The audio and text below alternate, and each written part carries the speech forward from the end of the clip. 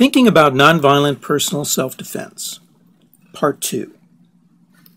The greatest emotion felt is fear. Fear and violence are closely related. Creating fear in another is doing violence because a person's fear causes violent reactions. Dr. Gerald Jampolsky, the psychiatrist, has said that human beings have but two emotions. We are born with unconditional love, then we acquire fear. Love, Jampolsky claims, is letting go of fear.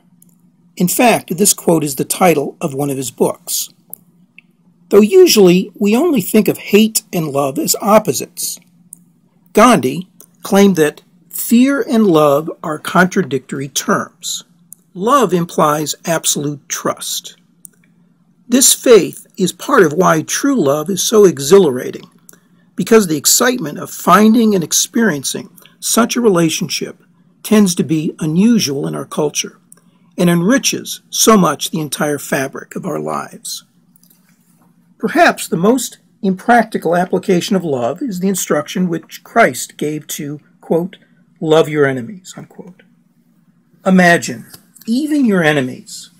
If someone hits your cheek, knocks you down, and turns and starts walking away, you are supposed to struggle to your feet and say, "Hey, you forgot something. I have another cheek. Come and smack it too." What, to most Americans, could seem more ridiculous? Few Christians themselves are comfortable with this instruction of Jesus. Yet this very principle has much to do with applying nonviolent personal self-defense.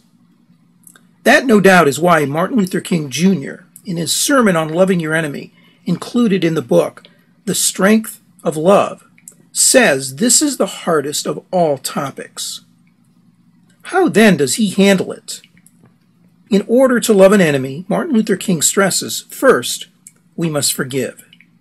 It is one thing to forgive someone to whom we are related and means much to us, but it is quite another thing to forgive an attacker. To be successful with nonviolence, we must get ourselves in a frame of mind to forgive an attacker for his or her actions. We must try to understand the causes of those actions. Forgiving will help us to have a clear mind to deal with the problem. Peace of mind comes from being more ready to forgive than to retaliate. Oscar Arias, former president of Costa Rica, expressed this concept with, quote, "No defense is our best defense," unquote. Why does nonviolent self-defense ever work? In our culture, so few encounters seem kind and helpful to us, or at least we fear so much that we give others little chance to try. When we know someone cares and shows kindness and concern, it is very hard to be mean toward that person. True, the message of kindness may not get through to someone whose sensory powers are too dulled by drugs or mental illness.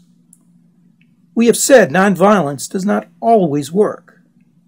However, one of our Alternatives to Violence graduates, who heads a social worker staff in a large urban mental institution, said he felt more than 95% of patients would get the message of kindness.